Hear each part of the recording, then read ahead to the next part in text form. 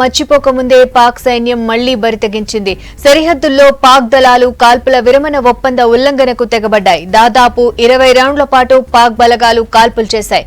పాక్ తీరుకు మన సైన్యం ధీటుగా స్పందిస్తోంది. పొరుగుదేశం ఆర్మీ కాల్పులను తిప్పికొడుతోంది.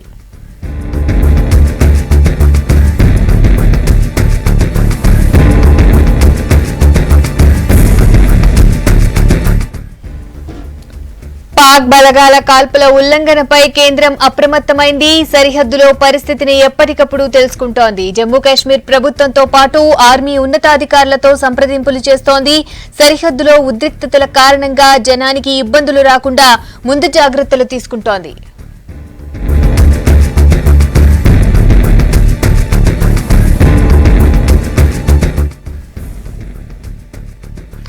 అప్డేట్స్ భరత్ అడిగి తెలుసుకుందాం. భరత్, చెప్పండి, బార్డర్ లో అసలు సిచ్యుయేషన్ ఏంటి? యూరి ఇన్సిడెంట్ తర్వాత జరుగుతున్న ఈ ఘటనని ఎలా చూడాలి? 2003 నుంచి కూడా వాస్తవాధీన రేఖ వెంబడి రెండు దేశాల మధ్య, ఇండియా పాకిస్తాన్ల మధ్య కాల్పుల విరమణ ఒప్పందం అమల్లో ఉంది. దాన్ని పాకిస్తాన్ కొద్దిసేపటి క్రితం ఉల్లంఘించినట్టు తెలుస్తోంది. మధ్యాహ్నం 2 గంటల ప్రాంతంలో యూరి సెక్టార్ లోని లస్సీపోరా అనే ప్రాంతంలో అక్కడ ఉన్న పాకిస్తాన్ బలగాలు భారత పోస్టులపై కాల్పులు మొదటగా జరిపినట్టు తెలుస్తోంది. మొత్తం 20 రౌండ్ల పాటు 20 రౌండ్లు కాల్పులు జరిగినట్టు తెలుస్తోంది. దీనికి భారత బలగాలు కూడా తగిన రీతిలో వాళ్ళు కూడా స్పందించినట్టు తెలుస్తోంది. మధ్యాహ్నం 2 గంటలకు ఈ కాల్పుల విరమణ ఒప్పందాన్ని పాకిస్తాన్ ఉల్లంఘించినట్లు రక్షణ శాఖ కూడా అధికారికంగా ప్రకటించింది. దానికి తమ బలగాలు కూడా, ఆర్మీ కూడా తగిన రీతిలో స్పందించిందని కూడా డిఫెన్స్ మినిస్ట్రీ వర్గాలు స్పష్టం చేశాయి. అదే సమయంలో మనం చూసుకుంటే కేంద్ర హోంమంత్రి రాజ్నాథ్ సింగ్ కూడా ఇటువంటి సందర్భాల్లో, అంటే ఒకవేళ పాకిస్తాన్ గనక కాల్పుల విరమణ ఒప్పందాన్ని ఉల్లంఘిస్తే బిఎస్ఎఫ్ జవాన్లకు కూడా ఆయన ఆదేశాలు ఇచ్చారు. BSF border security force director general తో కూడా ఆయన మాట్లాడారు. ఇటువంటి సందర్భాల్లో ఎటువంటి పర్మిషన్ అవసరం లేదు. ఒకవేళ కాల్పుల విరమణ ఒప్పందాన్ని ఉల్లంఘిస్తే కనుక మీకు ఫ్రీ హ్యాండ్ ఇస్తున్నాం. దాన్ని రిటాలియేట్ చేసేందుకు, అంటే పాకిస్తాన్ బలగాల కాల్పుల్ని తిప్పి కొట్టేందుకు ఖచ్చితంగా ఫ్రీ హ్యాండ్ ఇస్తున్నామని కూడా రాజ్నాథ్ సింగ్ స్పష్టం చేశారు. సో రక్షణ మంత్రిత్వ శాఖ వర్గాలు చెప్పేది ఏంటంటే యూరి సెక్టార్ లో పాకిస్తాన్ కాల్పుల విరమణ ఒప్పందానికి పాల్పడ్డది. అయితే భారత జవాన్లకు కానీ ఆర్మీ సంబంధించిన సిబ్బంది కానీ ఎటువంటి నష్టం జరగలేదు.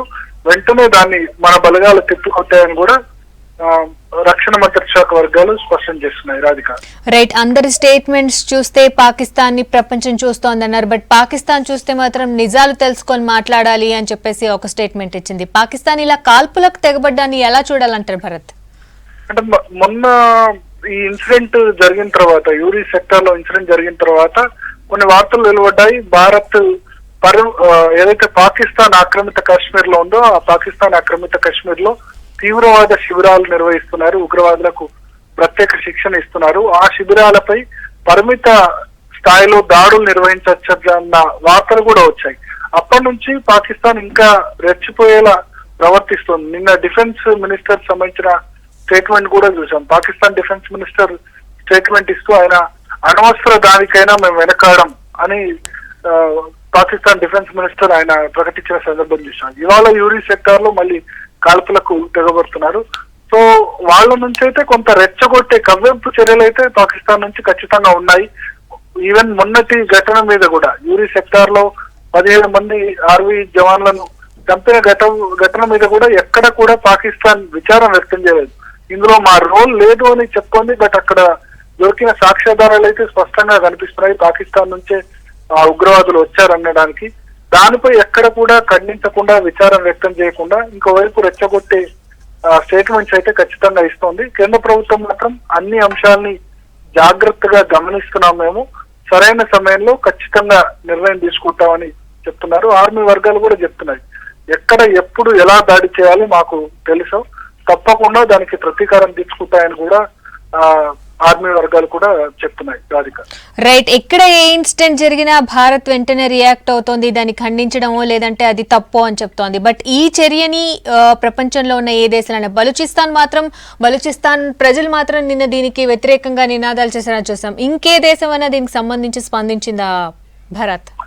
అంటే పాకిస్తాన్ ఈ టెర్రరిస్ట్ ఏదైతే క్యాంపు ఘటన ఉందో, యూరి ఘటనను చాలా దేశాలు ఖండించాయి. అమెరికా గానీ, బ్రిటన్ గానీ, ఫ్రాన్స్ గానీ అన్ని దేశాలు కూడా ఖండించాయి. అదే సమయంలో ఇప్పుడు నవాజ్ షరీఫ్ ఆయన అమెరికా పర్యటనలో ఉన్నారు.